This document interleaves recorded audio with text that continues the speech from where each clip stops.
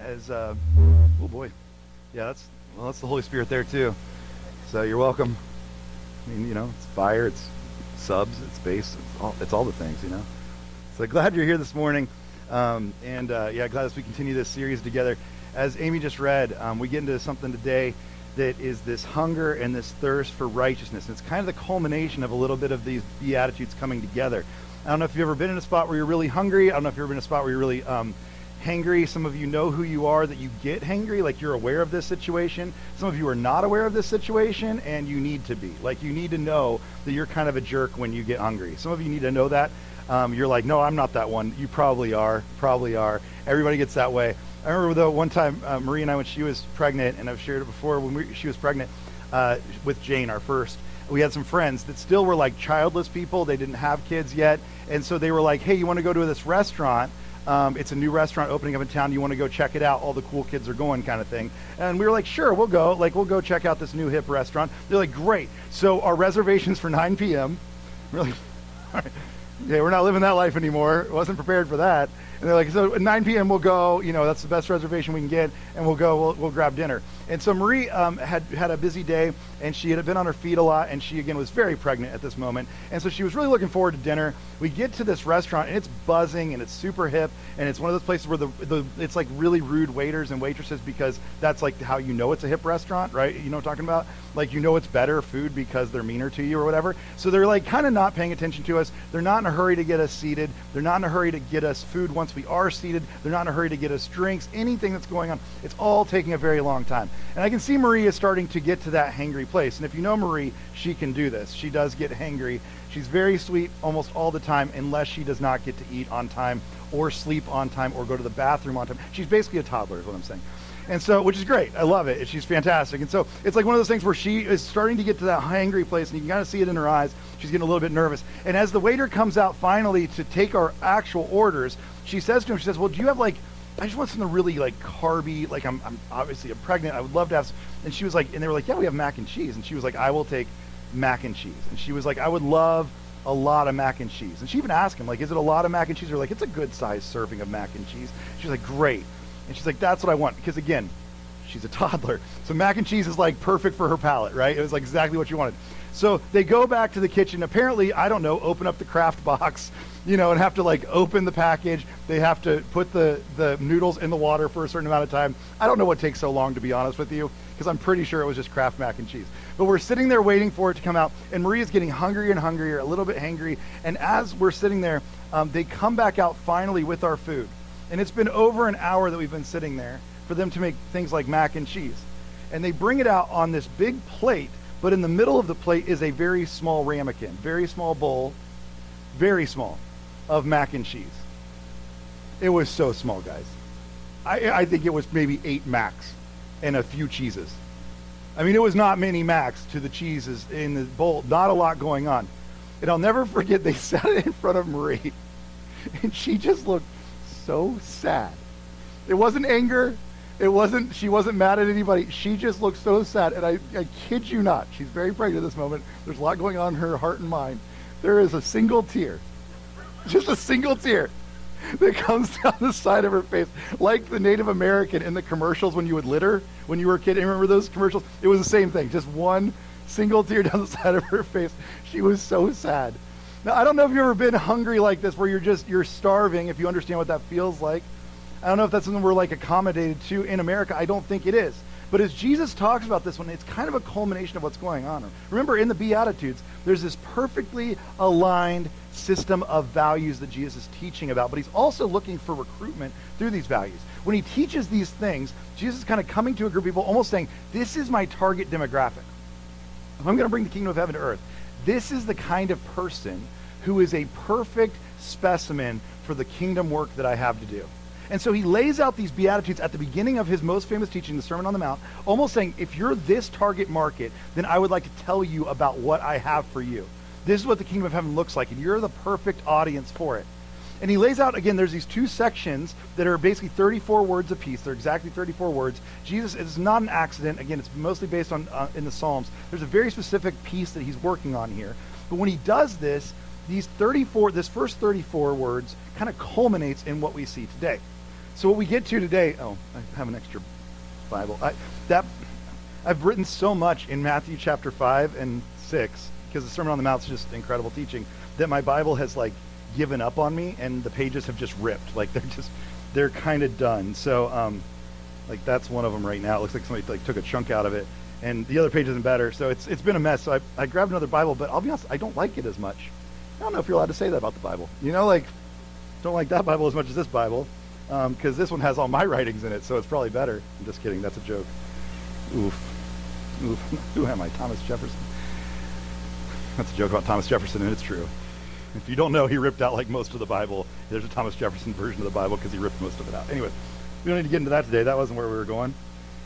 But as we see this, there's this culmination of things that happens here.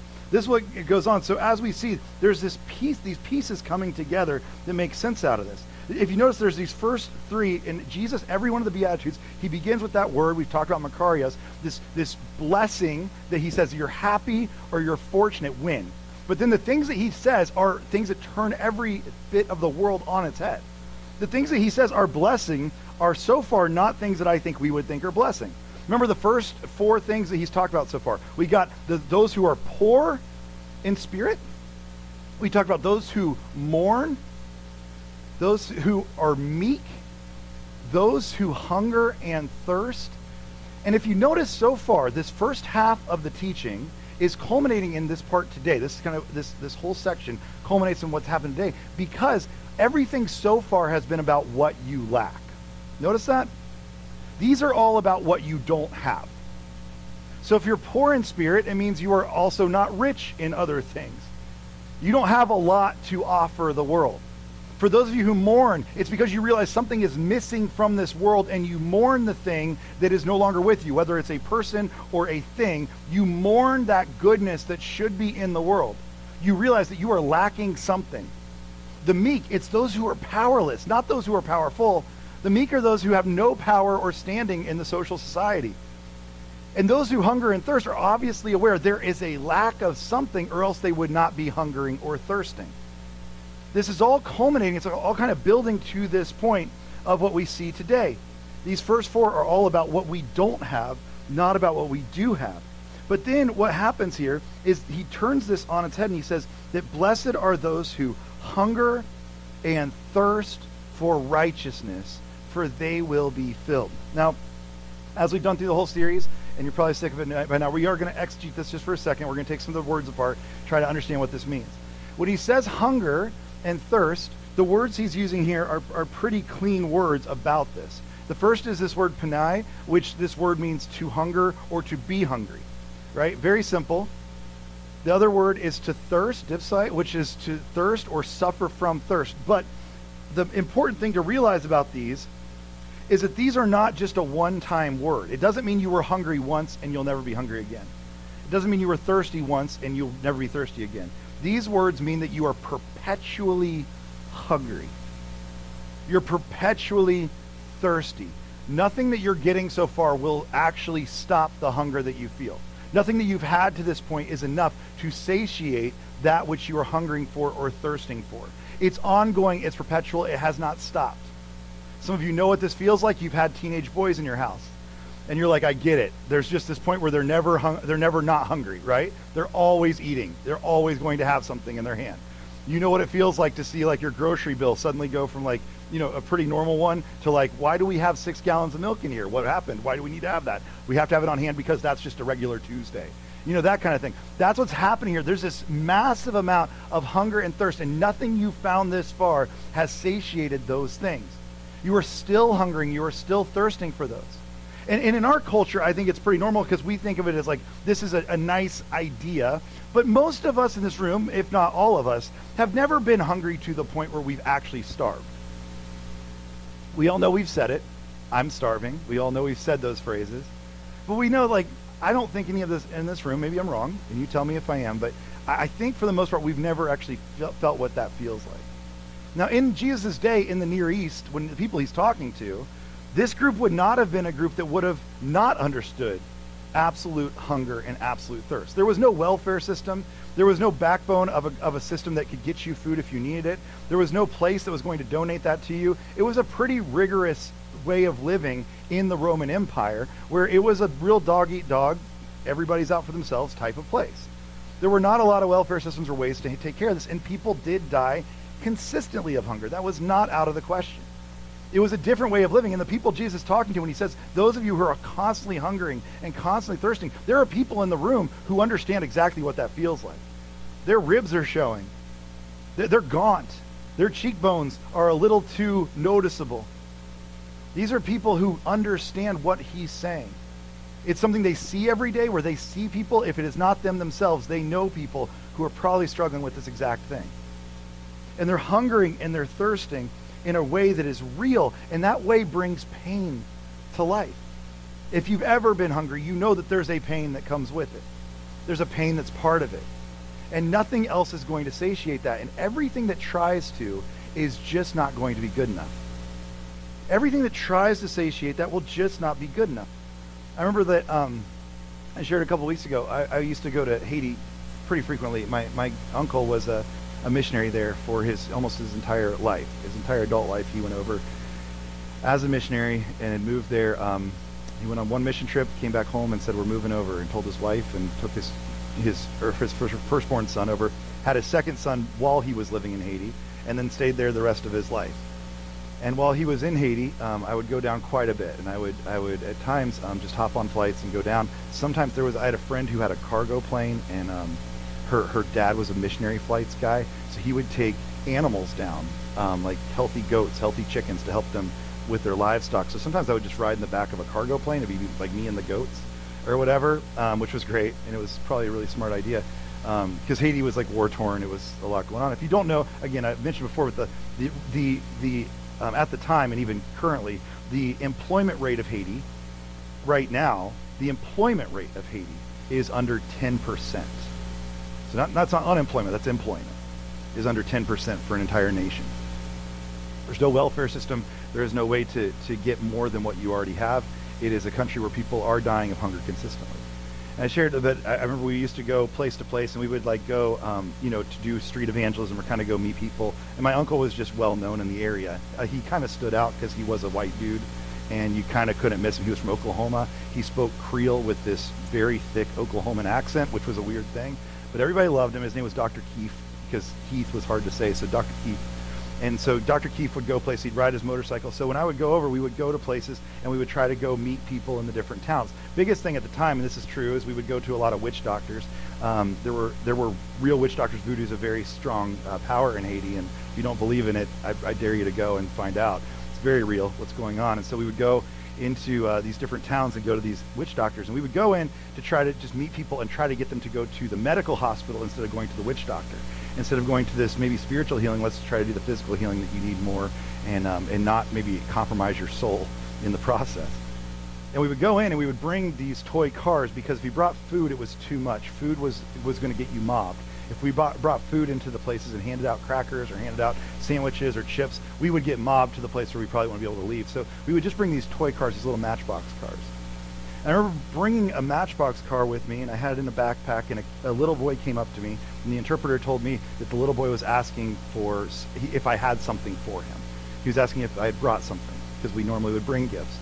And so I took the backpack off and I opened it up, and you could see the whole crowd starts to look as I opened up this backpack. Everybody's staring to see what could be inside this backpack. And there was one hope that they had, and I was a huge letdown, because what I pulled out was a matchbox car.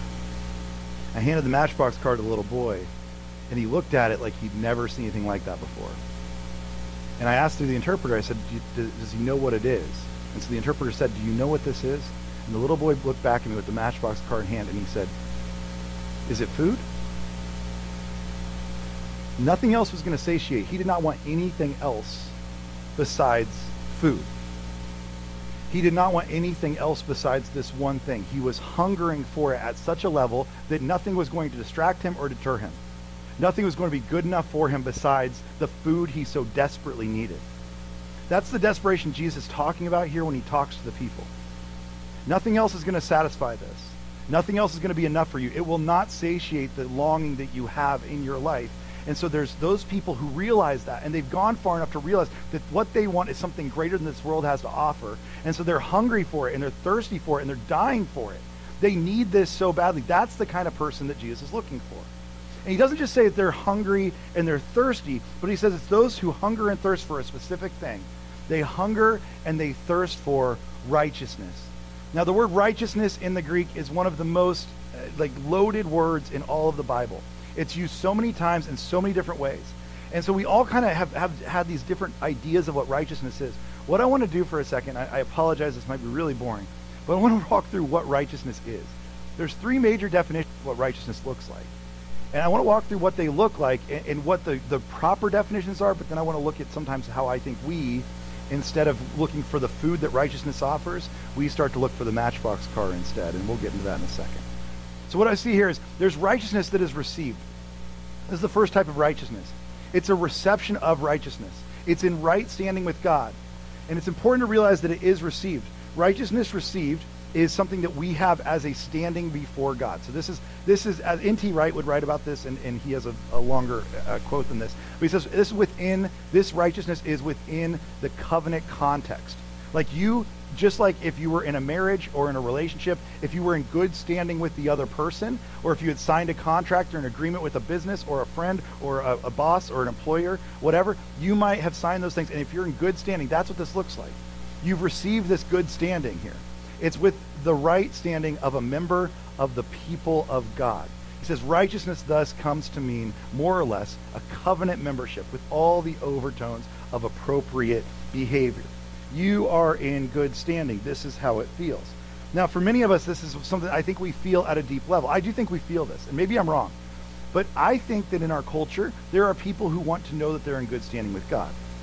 I'll just say, whenever I meet with somebody if there's somebody who's very sick, whenever I meet with somebody who's maybe close to death, one of the first questions they'll ask me is, how do I know I'm in good standing with God? How do I know? How do I know if I'm going to heaven? How do I know what this looks like? It's a fear that we have, but it's also, I think, a real question. Right? Blaise Pascal would say this is the vacuum. And remember, you probably remember this if you're like a 90s kid in youth group. Remember the God-shaped hole in us? Remember this song? And it was a song by Sixpence, I think. And it was there's a God-shaped hole in all of us. And it was a great song. It had a great acoustic guitar line. And get ready, because today, we've already done Betters one day. We're not done with the 90s hits. It's still coming. Just you wait. But there was that God-shaped hole thing that we talked about, right? There was this big thing. And Blaise Pascal was really the one who talked about this. There's a God-shaped vacuum is what you would say. And that most people feel that, and we're trying to fill it with something else. We're constantly trying to put something else in that place, but we all kind of feel what that feels like to have that. I think for many of us, it's a normal thing that we feel that way.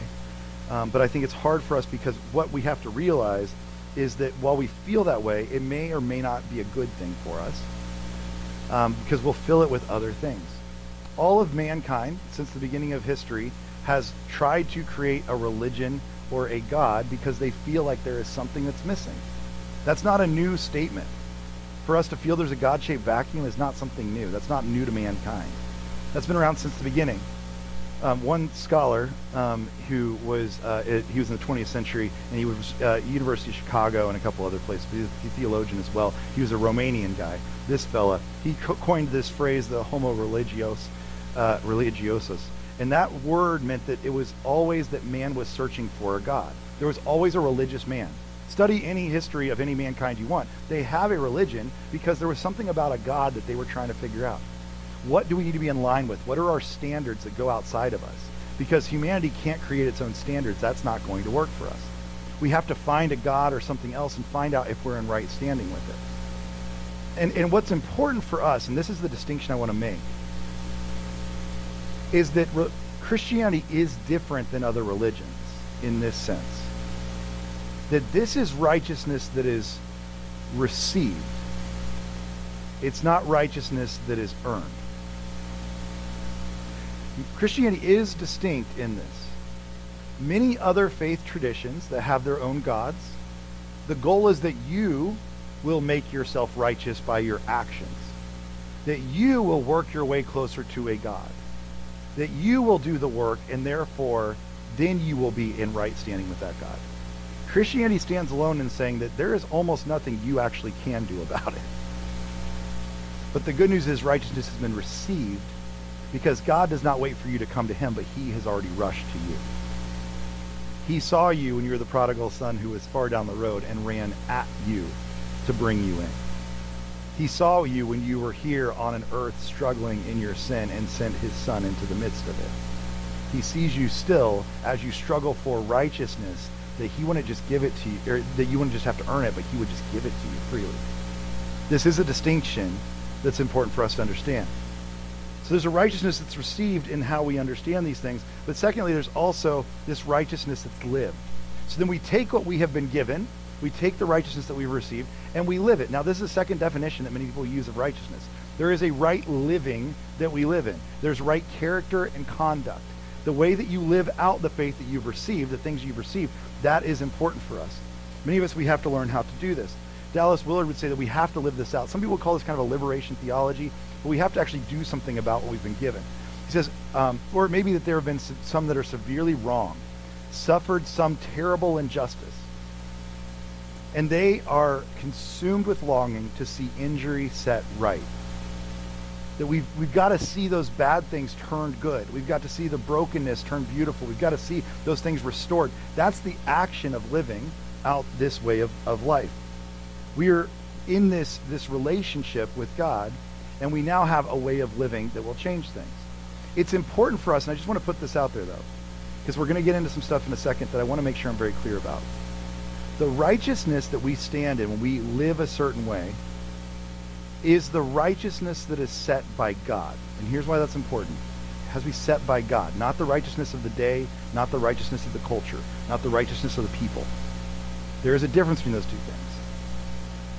I think a lot of times we confuse right action, righteousness. We confuse it with the world's view of righteousness, and those are not the same thing. Because then we're playing into the virtue system of the world, the ethics of the world.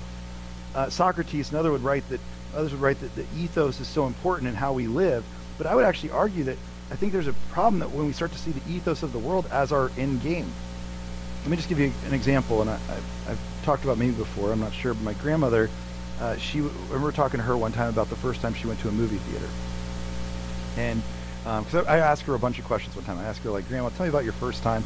She was in her late 90s at the time. I said, tell me about your first time. Like, the first thing I asked her was, like, tell me about your first time with, like, riding in a car. And she was like, I didn't really like it, if I'm being honest. It was real bumpy. I was like, okay. She was kind of a complainer. She was so sweet, though. And so she would, because, again, between everything, she would look at you and she'd get a little confused because her mind was starting to slip at that point.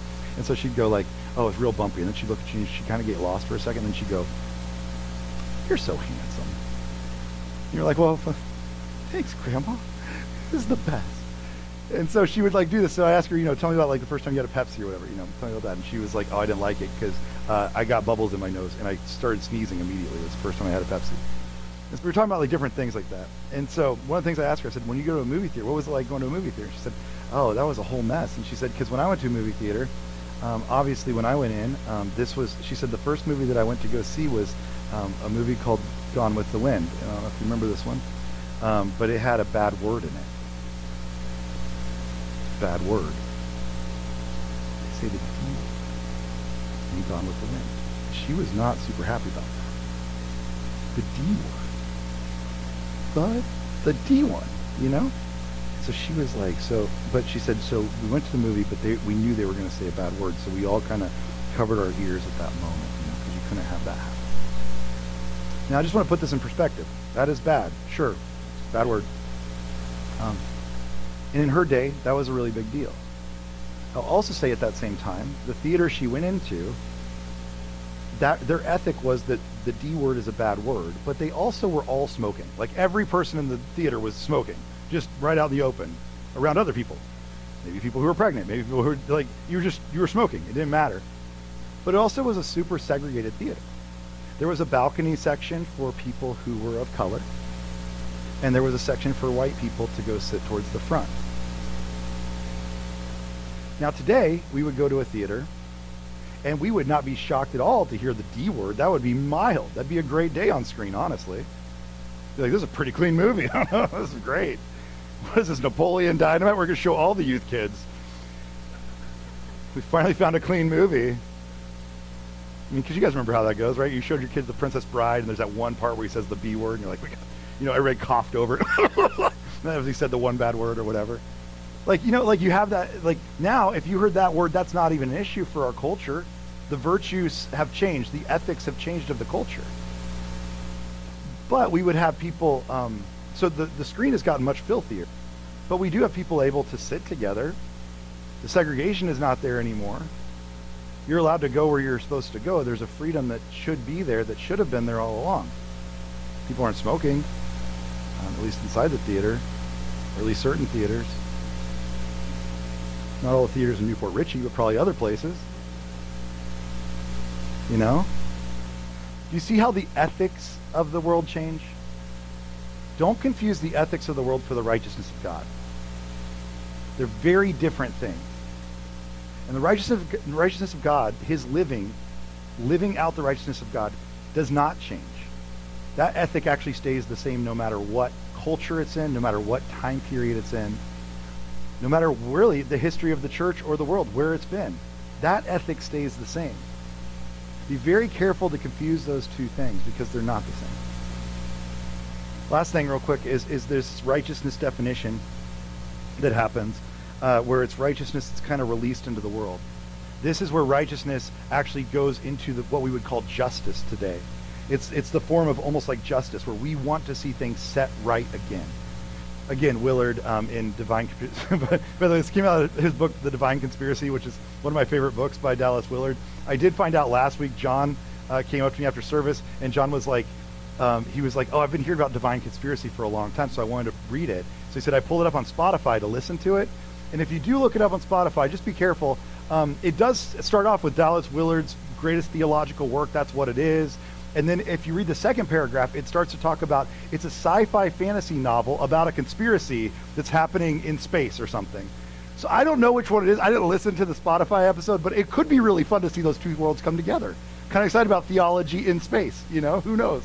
So anyways, that's a different Divine Conspiracy. Just be careful if you listen to it. But this is my favorite book by him. He says this, the kingdom of heaven has a chemistry that can transform even the past and make the terrible, irretrievable losses that human beings experience seem insignificant in the greatness of God.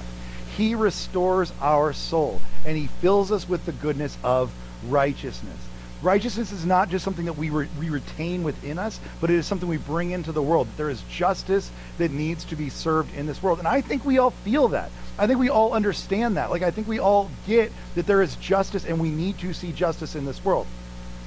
I mean, yeah, I was telling Marie last night, we were at dinner last night, and our kids were at a prom thing, which was great because then we had a few hours to ourselves.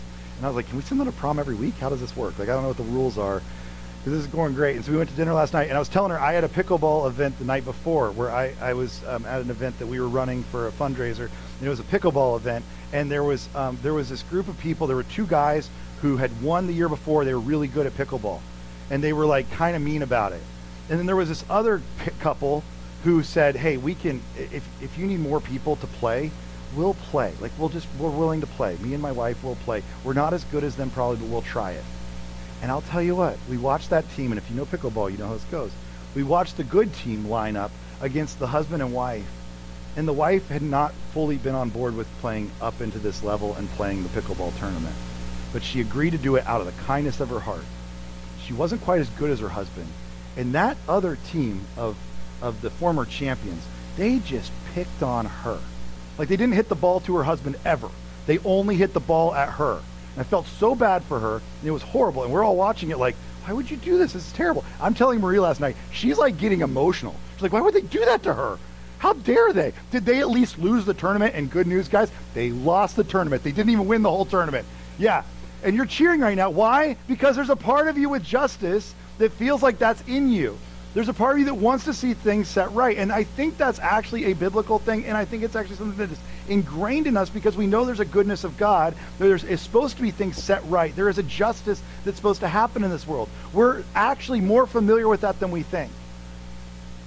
We want to see this justice. We want to see this lived out. Question is, will we do it? Because all three of these things, there's this logical progression, and you should be getting almost hungrier and thirstier as it goes. See, I want you to see it more like a formula. This is kind of how it works, that progression. Remember, it says, blessed are those who are poor in spirit. But add that to those who mourn. And so the poor in spirit would be those that have, again, they realize that they are not rich in the world's standings and something is broken within them. Second, those who mourn, who realize that this earth is broken and they don't have what they need. Something's missing from this earth. There's goodness that's missing from this earth. And then the meek that are so powerless that they're like, I'm not sure how to set it back to rights. If you were all three of those things, it's a formula adding up to, then great. You are those who hunger and thirst. That's who you are now. If you've done any of those things or all of those things, I promise you, you are hungering and thirsting for a righteousness that is different than what the world has to offer you. Because what the world's offering you will not satiate what you're looking for. Congratulations. Throw a party because you are hungry and thirsting for the right thing, not the wrong things. You're searching for the food, not the Matchbox car. You're searching for that which is real. And the good news is he says about this, he says to them that they will be filled. So the word here he uses is he says they will be filled. This fullness is a word, actually they used it a lot for animals, where they would feed animals to their fill, like when the animals would stop eating basically, and they would be so full that they couldn't eat anymore. That was the word that was used here. Fullness or abundant, I love this word, abundant satisfaction. You will have abundant satisfaction. You will not just be filled once, but you will be full forever. This also goes on forever. That's the promise that's made there. Because I think what we're looking for is things that will not satisfy us. And we're pretending like they will. There's a lot of things in this world that we want to satisfy us, but they just won't do it.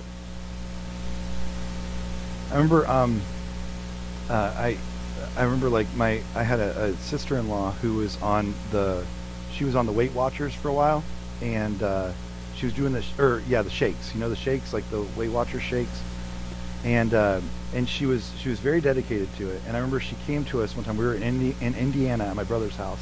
We were all together, and it's a very small town. The town that he lived in at the time was 800 people. He worked at a church of 1,000 people, and I couldn't ever figure out that math. There were 800 people in the town, and 1,000 people came to the church. And I'm not sure if some of them were ghosts, or like, there's a thing in Matthew about some zombies showing up after Jesus' resurrection. I don't know. They did have graveyards nearby. I don't know. It's just a weird thing. So he worked at this church in the town. Everybody kind of knew each other, but in this little tiny town, 800 people in Indiana. And I remember she was real dedicated to the Weight Watchers. Now, she did have some problems because she did come to us at one point. She said, I'm not losing weight on this Weight Watchers. And we said, well, what are you doing? She said, well, I'm drinking the shakes, but it's not changing anything. And we're like, well, you just got to drink the shakes, I guess, and hope, or maybe it'll turn around sooner or later. And then we started realizing she was eating the meals, like breakfast and lunch, still eating the entire meal, and then still drinking the shake on top of that, instead of substituting the meals with the shake. She wasn't great at this. So we're like, you got to really parse back the meals, just stick to the shakes if that's what you want to do. So she came to us one night and she goes, you know what I really like to do tonight? She said, I really like some TCBY. And we were like, well, there's not a TCBY in this town. She was like, you know TCBY? It's the yogurt, the country's best yogurt. That's what I'd like. We were like, well, we got bad news. There is no yogurt in this town. There's no TCBY. We don't have anything. That's not in this town. There's not a lot of places here. And she's like, but that's what I want. And we were like, we understand that's what you want. We get it. That's what you want. But there isn't one. We can't offer you that. And she was like, oh, but I really like it. And you're like, we understand that you like it. There is no way to get you TCBY. We're really sorry. And finally she looked at us, she goes, man, I'm going to go inside and eat a banana, and I'm going to pretend it's TCBY. I thought, you know what my problem is with weight loss is I don't have enough imagination. It's just my imagination. I have a hard time pretending bananas are frozen yogurt. But I think she was onto something in a way, but I think the concern is she's still settling for something and pretending like it's going to be the thing she actually wants. Because when she had that banana, guess what she still wanted afterwards? TCBY. She still wanted it. Because you're pretending like something that is not the full picture, the thing that you actually wanted, that you wanted to satiate you, that's not going to do it. You're pretending like something else is going to fill you.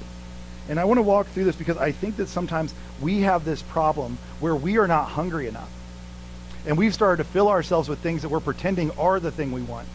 But we're not hungry enough. We're not actually starving for righteousness. We're not starving for a righteousness that only God can give. Dallas Willard again, he says, few people arise in the morning and are as hungry for God as they are for cornflakes or toast and eggs. Very few of us wake up with that hunger in us. And so we satiate it with smaller things and lesser things. And I want to walk through just what I think those might look like, and it won't take long. But I do think these are enemies to our soul. I think the first thing is, what we see is instead of righteousness received, it becomes a righteousness that's earned. We want to earn the righteousness that we think we're supposed to get. And we become a people all about achievement. Achievement in our day is a huge problem. Tim Keller, in his book Counterfeit Gods, he says, achievement is the alcohol of our time. These days, the best people don't abuse alcohol, they abuse their lives. We love to say we achieve stuff. I am as guilty as anybody. We love to say we did it. We accomplished this thing. Look at what we've done. And we love to accomplish these things so that we can be people who can say, I don't need your righteousness because I can work it out myself. Look at all the things I've done. How do I have time to be hungry when I'm doing all the things? I don't need to be hungry. I'm not thirsty. I'm not thinking about those things because I got all these other things to do. And guess who else did that? There was this group that Jesus got real mad about because they were really good at doing that. They were called the Pharisees. And the Pharisees were known for that exact thing. They would say, look at all the things I can do, therefore I don't need to worry about my hunger or my thirst for righteousness, because look at all the stuff I can produce. In Matthew, just a little bit later, right, Jesus in this same speech, same Sermon on the Mount, he says to them, he's speaking about the Pharisees here, be careful not to practice your, righteousness in front of others to be seen by them. If you do, you will have no reward from your Father in heaven. And he's not talking about life someday when we die that we're not going to go to heaven. I don't think that's what he's talking about. He's talking about you will not have the fullness of life that you want now. The fullness that comes with this kind of satiation that you'll never get anywhere else. And you're working so hard to try to keep this appearance up. You're working so hard to do all the things, and therefore you've actually lost your way. And now you are not going to be satiated by what the world has to offer you through your achievements. One such Pharisee, his name was Paul. You may have heard of him. He was an apostle. Paul walked through all of this. Paul was one of those Pharisees that Jesus is talking about. And later on in his life, when he sits down to write the book of Philippians, he makes sense out of this. He says, what is more, I consider everything a loss because of the surpassing worth of knowing Christ Jesus as my Lord, for whose sake I have lost all things. I consider them garbage that I may gain Christ. I want to put this in perspective just really quickly. Paul is, at this time, one of the most famous Pharisees, one of the most famous rabbis in all of history. He was trained by a guy named Gamaliel, who was known to be the most famous rabbi at that time. Paul was his direct apprentice to become the next Gamaliel. And Gamaliel was world-renowned and known for what he was doing. Paul was highly trained. He was born into and bred into the right systems. And of all the stuff that he could have accomplished and did, he says, but all those things, I now count them as garbage. To compare to Christ Jesus and be found in him, not having a righteousness of my own that comes from the law or doing all the stuff, but that which comes through faith in Christ. The righteousness that comes from God on the basis of faith. I want to know Christ, yes, to know the power of his resurrection and participate even in his sufferings, becoming like him in his death, and so somehow attaining to the resurrection from the dead. This replacement of things is what one Jesuit priest once wrote, that this is, he actually took it from Nietzsche, but Robert Murray, who was a Jesuit priest, he called this a transvaluation of values. This is adapted from Friedrich Nietzsche and what he would talk about, where we have exchanged our value system. Those values we once thought were the most important thing are now the least important thing. We have changed our values completely around, and that's what Jesus is trying to do by these Beatitudes, saying the value system you once held is completely flipped upside down. It's nothing like you expected. Tim Keller says it this way. He says, the world offers actually many counterfeit treasures, things that you can build your whole world upon: human esteem and praise, academic or professional achievement, material prosperity. All these things, as ultimately as a life goal, they are worthless trash. See, the goal is not that we achieve these things. The goal is that we receive his righteousness. And there's a big difference between those two things, because the world will trick you into thinking that your achievement is going to be enough, and it will drag you into a cycle of hungering and thirsting for the world's achievement instead of that which is righteousness of God. The Second thing that happens here is there's this, instead of us being people who are righteousness and living that out, we live, instead of righteousness we live distracted lives. We live in this massive world of distraction. You guys know this as well as I do, but our world is trying to distract us from these things at all times. Right now, one of the last studies that came out about this, so in case you don't know, first of all, you and I, we touch our phones 2,617 times a day. So your average person, 2,617 times a day, you touch your phone. That actually has gone up in the last few years to, some people are saying it's over 4,000 touches a day. But the average American checks their phones 205 times a day. So that's just you picking it up and looking at it, like taking glances at that. 205 times a day is a lot. For however, I mean, if you're awake, some of you are awake for 20 hours a day. Some of you are awake for less. Some of you sleep more, and that's fine. I'm not calling out names, but some of you, you're awake for 12 to 14 hours a day, and that's fine. But some of you, you're up way more. But still, 205 times a day in the time that you are awake. That's a lot of times to be checking your phone. Just so you know, over last year, that's 43% up from last year. That's a massive jump. And millennials are the worst of it, actually. So it's actually not older generation. It's not actually Gen Z. We want to blame it on that. It's actually the millennial generation that checks it the most at 324 times a day. Constantly checking those things. And this is because we live in a world of attention economies. People want your attention. They want you to look at the things they're doing. There are multi-billion and trillion-dollar companies that are spending so much money on getting your attention. And they're pretty good at it. I mean, right now, ad space in America, just so you know, again, like ads that are coming at you every single day. In the 1970s, there were about 500 ads per day that you would see as a person, which is still a lot, 500 ads a day. I mean, that was keeping John Hamm and the Mad Men very busy back then. But today, it's gone to between 6,000 and 10,000 ads every single day. Just so you know, that's 20 times, an increase of 20 times over in 50 years. We're seeing stuff all the time. It's constantly in our face. This stuff is bombarding us nonstop. And it's hard to say that that doesn't have an effect on us. It's just hard to say that that doesn't have an effect on us.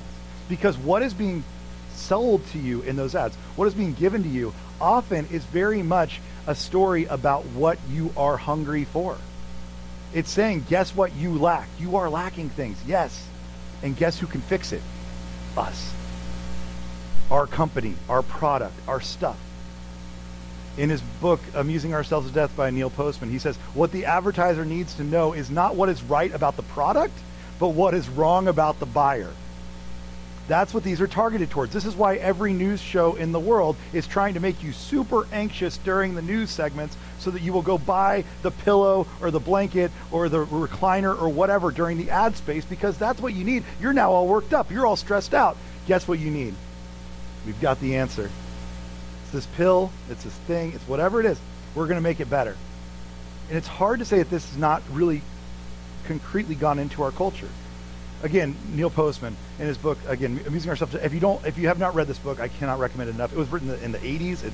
It's prophetic. It's incredible. But he says the television commercial has oriented businesses away from making products of value and toward making consumers feel valuable, which means that the business of business has now become pseudotherapy.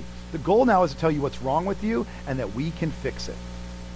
You are hungry for something, absolutely. Guess who can fix that thing that you're hungry for? This is why when we read in Romans, I believe this is why Paul writes this in Romans, things like this. He says, do not conform to the pattern of this world. You guys know the verse. You've seen it a million times. But these are patterns of the world. And I promise you, if you're not aware of them, they will sweep you up with them. We have to be aware that these are patterns of the world that are moving us right along. And if we do not do something about it, we will be taken right along with them. These patterns are like a current of a stream where you are just being drugged down that stream, and it's really hard to stand up and move against that current unless you realize that it's there. And every single day he says that you will renew your mind, being able to test and approve what God's will is. Notice, because it's different than the will of the world. God's will and the world's will are not the same thing. And it's hard for us to find it because we're so inundated with so many other messages. We're so inundated with so many other things that take our attention. And it's not that we're going to become terrible people, it's that we're going to give our attention to the wrong things.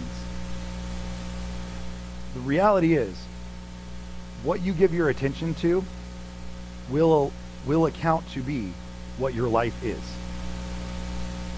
At the end of the day, the things that you've given your attention to are what you've given your life to.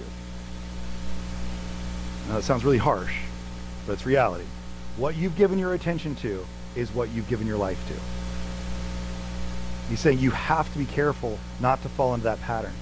And it's not just that you're going to be a bad person, it's just that you're going to be a really ineffective one at living out righteousness. John Ortberg says, he wrote it this way, but he says, for many of us, the great danger, and I love this quote, I've said it before, is not that we will renounce our faith. That's not where this is going. It's not that you're going to walk away from faith altogether. It is that we'll become so distracted and rushed and preoccupied that we will settle for a mediocre version of it. That's what I believe the enemy wants from us, is just that we're ineffective. We will just skim our lives instead of actually living them. And I think that's what the enemy wants. He wants us to just be so ineffective, not bad, just ineffective. And we will not live out righteousness in a world that needs it so much. We will not live in a way that is different than the value structure of the world around us and the ethos that's in the culture around us. We will not live that way because our attention is completely consumed by that culture. And then the third thing is, I think that instead of righteousness that is released, it becomes restoration that's restrained. We become people who restrain that. We do not reach out. We do not do the work of righteousness into the world. Remember, this is resetting those things that are broken, fixing those things that have been messed up in our world, those hurts, the hang-ups, the habits, things that are wrong with our world, fixing those things. We don't do that as a church or as a people, I think a lot of times, because we just restrain it. I think we hold it back and we let the world let us make ourselves really comfortable. Because I'll be honest with you, if we were to actually look outside the ethos of the world, look at the righteousness of God, and say we want to go fix the things that are broken in this world, it's going to be really uncomfortable. It's going to take us outside of our comfort zone. It's going to take time and energy and effort. It's going to make people mad at us. It's going to make people that are not on our side about these things really uncomfortable with what we're doing. You see this a lot in the writings of Dietrich Bonhoeffer. Dietrich Bonhoeffer wrote about this consistently because, if you remember, Dietrich Bonhoeffer was living in Nazi Germany at the time. He was a pastor who was also a spy into Nazi Germany, and as a pastor spying into Nazi Germany, he was later martyred for his work within that. But he said this, he said, we are not trying to simply bandage the wounds of victims beneath the wheels of justice. We are to drive a spoke into the wheel itself. We don't just sit back and bandage it, we stop it as it goes. But he says too many of us are private about our faith. We don't want to get our hands dirty.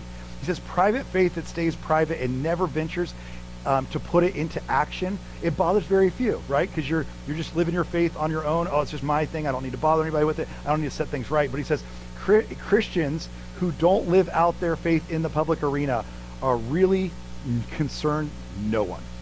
Like, you're not doing anything to help anybody. And that's where I think a lot of us live.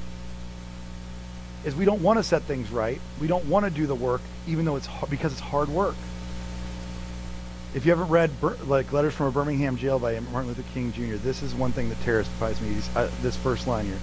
He says, I have almost reached the regrettable conclusion that the Negro's great stumbling block is in his stride towards freedom is not the white citizens counselor or the Ku Klux Klaner, but the white moderate who is more devoted to order than to justice, who prefers a negative peace, which is the absence of tension, to a positive peace, which is the presence of justice. There are those of us who just don't want to do the work because it's going to get our hands dirty and people are going to get mad. Or we're going to have to actually get out of our comfort zones and try to set things back, not to the ideals of this world, but to the righteousness of God. And those are two different things. See, hunger and thirst for this kind of righteousness, it requires all of us, every bit of us, to be part of this. We have to go fully into this. And if we fall for something short, we will only be hungry again and again and again. St. Augustine said of this beatitude, he said, if we hunger for the things of this world, we will end in starvation. The things of this world are never going to satisfy.